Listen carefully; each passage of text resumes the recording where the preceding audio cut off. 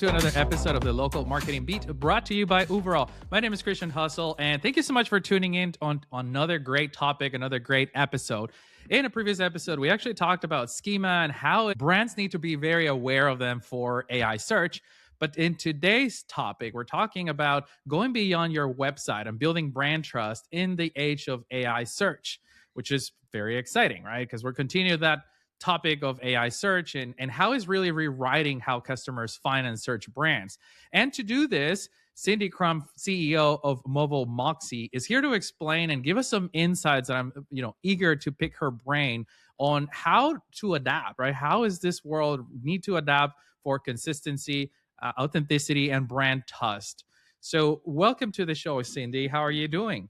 Thank you so much for having me. I'm excited to be here. I'm great. Well, first of all, it's good to see you again. We had a chance to meet in person, right, last year at a conference. So why don't we start from the beginning for those people that may not be very familiar with Mobile Moxie, and how has it evolved with this AI shift in the industry and everything that's going on? What are you guys doing for that?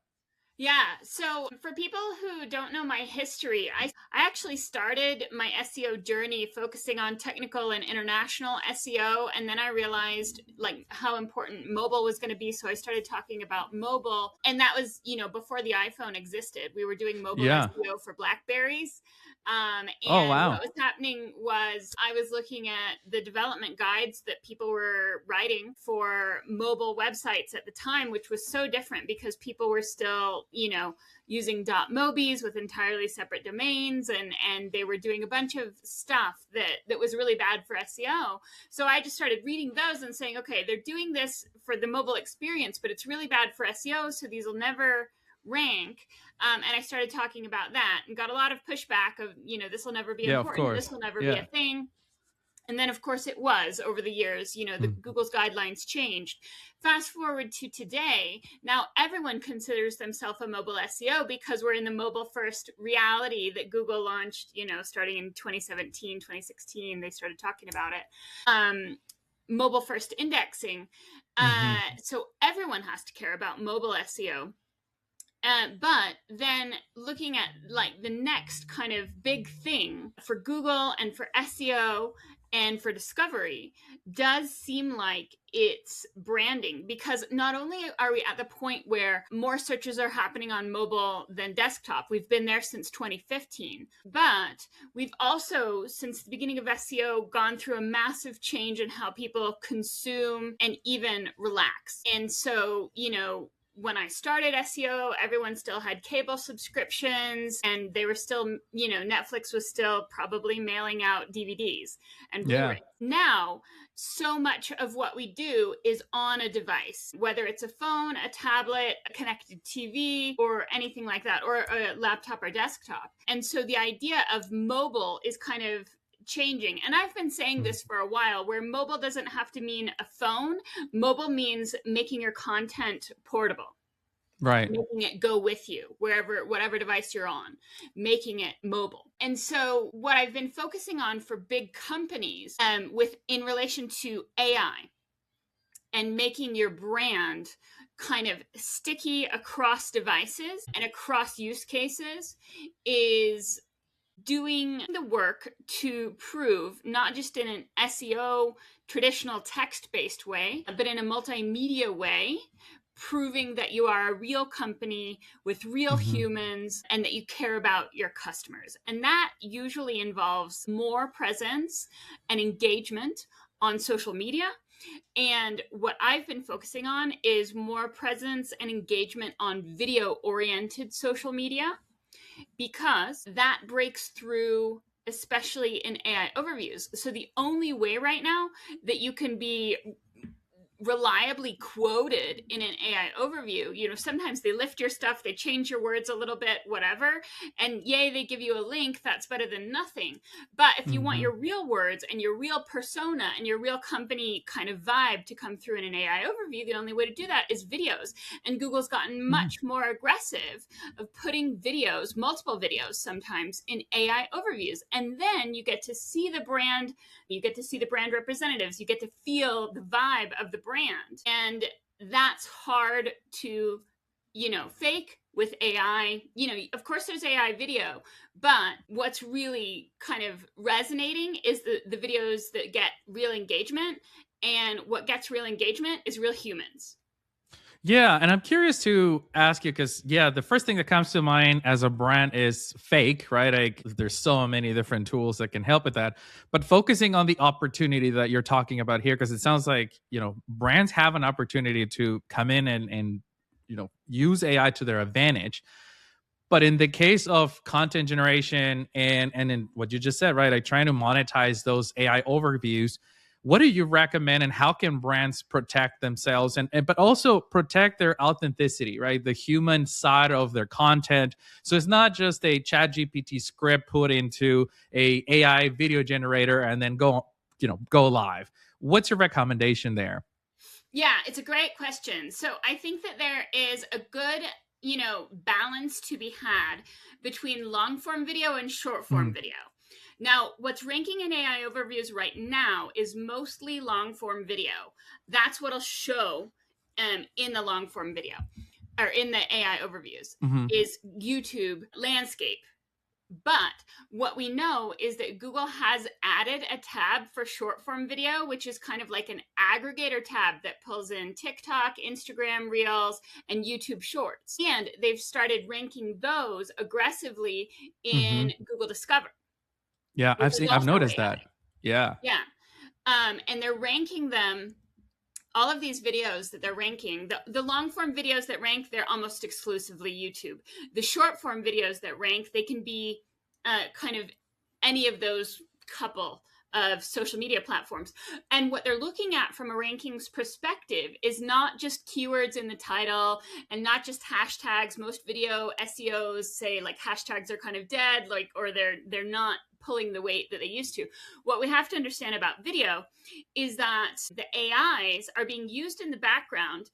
And if you put transcripts, you're helping yourself because then the AI can Mhm. maybe read your transcripts. But even if you don't put transcripts, they're usually transcribing your words anyway to Yeah. listen, basically, to what you're saying and get those words. So it's not just about having the words in the title, you have to have the words and the context all in what you're saying in the video to get it to Mhm. rank. And it has to kind of map to the things that Google knows about in the topic layer about that topic. Right? It has to look normal in the Yeah. same way we'd do a web page and say, oh, we're talking about shoes, so we should talk about, socks and sizes and materials, whatever, these are Yeah. related issues. We have to do the same thing in the video to kind of make sure that the AI systems and users get enough from the content and see enough kind of relevant information to tie your content to the topic layer where it belongs. Now, how do you see the TikTok environment, which is vertical content, short content? I mean, YouTube is in there for brands, right? To create a perception and things like that. Obviously, we are talking about video and AI. How do you think that is going to change, or how has it changed for people to discover brands, right? Because I've heard more and more. I mean, a couple of years ago, it was younger demographics going on TikTok and searching for places, but now it's not like it's the age range is expanding, right? Like now, even older demographics are using it for search. Yeah. What have you noticed in that side of things? Yeah, it's the same thing that happened to Facebook years ago. It was originally Yeah. the original demographic, and then it expanded to be kind of universal. And what most people don't realize is that TikTok Shop is bigger than Temu, is bigger than a lot of retailers out Oh there my that we God. think of as Yes. big. So lots of people are searching for things to buy on TikTok. They're also searching for offline recommendations, things like restaurant reviews, hotel reviews, kind of Hmm.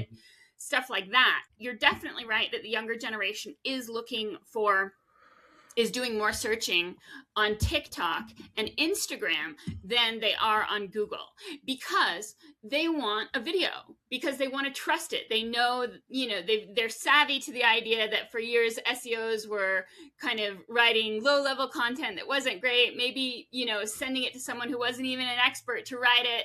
And so they don't want to read it. But also think about it, the younger generations are gravitating to what is easy and feels connected. Also remember, there's a loneliness epidemic around the world. world.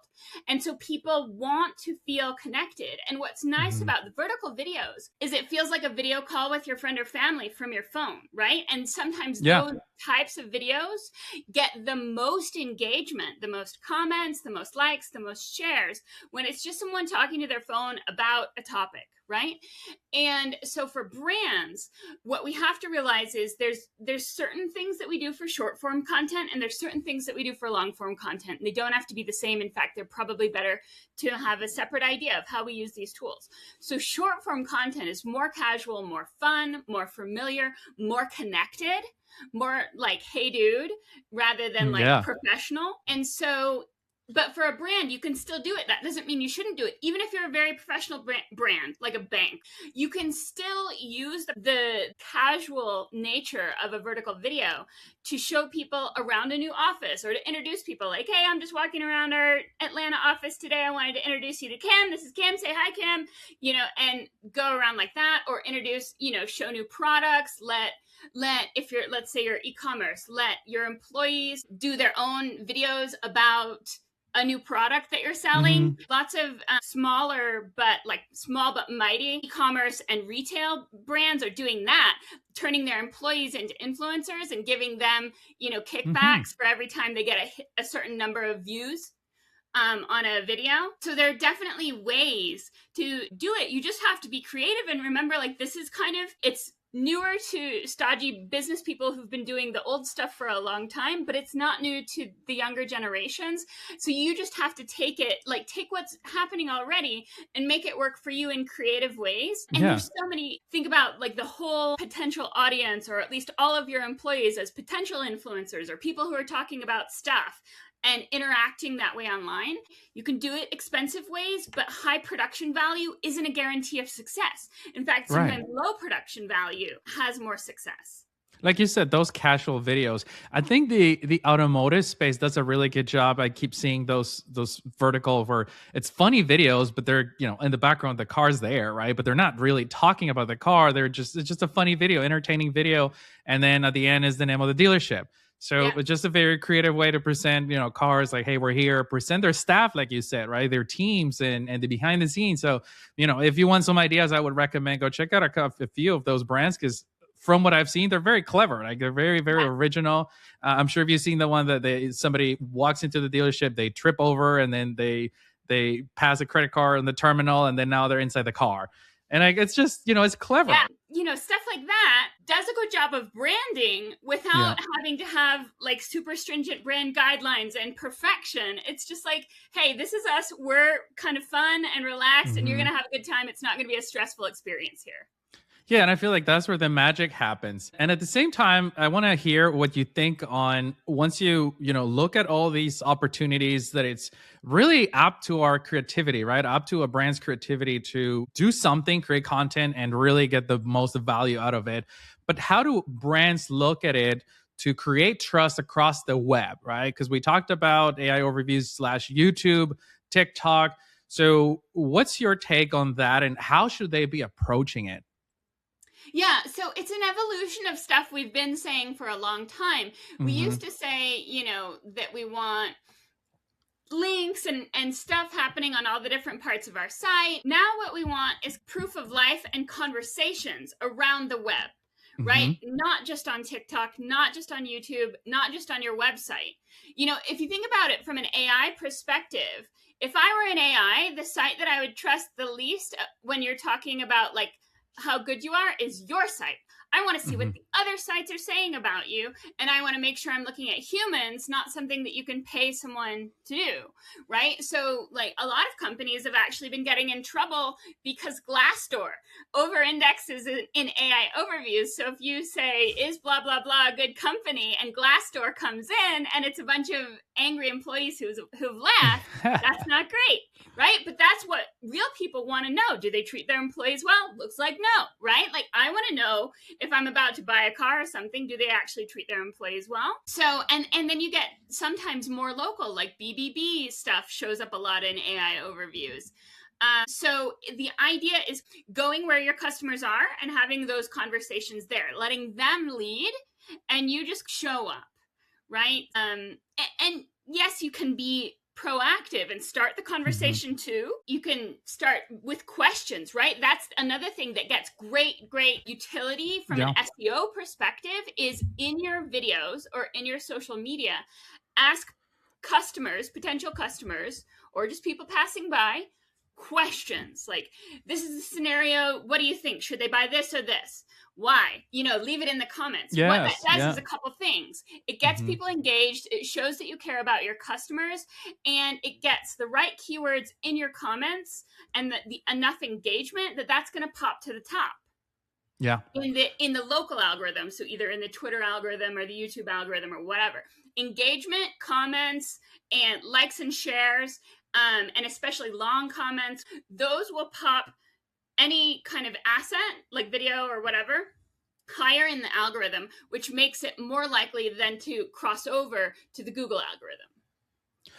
Yeah, and I think that it's very fascinating the way that they're using the content, the script, right, to really understand more about your brand. So I guess the takeaway there is like, if a brand is not doing it, they're missing out on a lot of context and data that they could be feeding AI and LLMs to learn more about their brand, right? More of that consistency, but also like you said, right, build trust. So if there was like a one piece of advice that you could give a marketer for a franchise or a large organization out there, and it can be in video, right, but it could be anything, what would be that one takeaway that you would say you need to, if you're not doing it, you got to start today? I would say the answer is video. The answer is, don't be afraid to hold your camera and record a video about your brand or what you're selling, your products, and make a habit of it, because this is where things are going. Like, people are consuming and relaxing on their phones. They're consuming more and more social media, and especially video with TikTok and Instagram Reels and YouTube Shorts. That is stealing eyeballs from TV. It's definitely stealing from any kind of written material or reading material. And so you've got to be there. You can also, if you absolutely can't do video, do podcasts. But notice, like, podcasts used to be audio only. Now they're including video. Like, why do people care to see our faces when we're talking? Like, that we don't know, but they do, right? People connect better when they can see the expressions and whatever. So just know, in the same way that podcasting as audio only pursuit didn't last, like text only and audio only or visual only isn't going to resonate or feel as connected or make as many good impressions as something where people can actually feel like, oh, that guy's cool, I could be friends with that guy. Yeah. That's where you really get people coming back and get loyalty. Yeah, and I'm curious to hear, how are you implementing this for your brand? Are you doing this kind of short format videos, or what's your strategy looking like nowadays? Yeah, great question. And it's hard. I don't necessarily want to be on video all the time. So, and it's a whole different way of thinking about what my job is as the CEO of this company. So it's definitely adjustment. So the easy entry, I will say, is saying yes to podcast interviews. Like, that's one of the reasons I'm here. Is my default answer. That's why you're here. Yeah. No, it really is. If someone asks me to be on a podcast, my default answer is yes, because it's the easiest, most natural way for me to get my ideas out there, have an interesting conversation, make a friend, and have someone else do all the work of promoting it. Yeah. I mean, really, it really is. Yes, I agree. And then the other thing is, if I wanted to, like, let's say you publish this and there's long form content, I can ask you for permission to cut that long form content, to reuse it, to repurpose it. Because that's the other thing, is just because you start in long form doesn't mean you can't cut it up into shorts. And there are tools out there like Opus Clips, which is great, which can take long form content and turn it into short form content. So that's the other thing I was doing, is I had been doing videos, like long form videos, since the beginning of COVID. What I started doing was, every presentation I did, I would record I did at a conference, which is what I love to do. I would also do it on video at home and put it on YouTube, which I don't love to do, but I did it. I forced myself to do it. Because especially after COVID, I was worried people aren't coming out to the conferences as much anymore. People were still scared as things were getting back. So I wanted to make sure that all the work that I put into a conference presentation was getting the full effect by putting it online and archiving it so that anyone who wants to can see that work, right? So I was putting long form content on YouTube, and now I'm using Opus Clips to put those long form videos through, and it has AIs that will add titles, it'll add transcripts, it'll add visible text on the screen, which also helps from an SEO perspective. It'll take one long form video and turn it into 10 or 20 clips that then I could pump out as shorts or TikToks or whatever. So it's great, right? Because it's a great way of having fun, talking to a friend, have good conversations. And now you have 20, 30 pieces of content very easily. Because these are topics that we already know, and we just hit record and start talking about them. Yeah. Which is awesome. Well, thank you so much for making the time and, helping me put together 20 pieces of content that you're welcome to share once it's ready. But I really appreciate your conversation. Sounds like we have a part 2 in the works here, because there's every single answer. We can probably spend an hour talking about it, but I really want to thank you for your time and for your insights. And if anybody wants to connect and learn more about you or your company, how can they reach out or stay tuned about your information? Yep, I'm on most of the social platforms. The one that I'm most active on is still Twitter, and I call it Twitter intentionally. So that's the best place. I'm trying to be better at looking at LinkedIn. If you can, come meet me in person. That's what I prefer. But yeah, otherwise on Twitter. That's awesome. Well, hopefully we get to meet again in a conference this year. But with that, we'll stay in touch. And thank you so much, everybody, for tuning into today's episode. If you want to get certified on GEO or LPO, go to the Overall Academy. It's academy.overall.com, completely free. Sign up and continue learning more, right? It's the only thing we can do to keep that optimism high. All right. Well, thank you so much, everyone. We'll see you on the next one.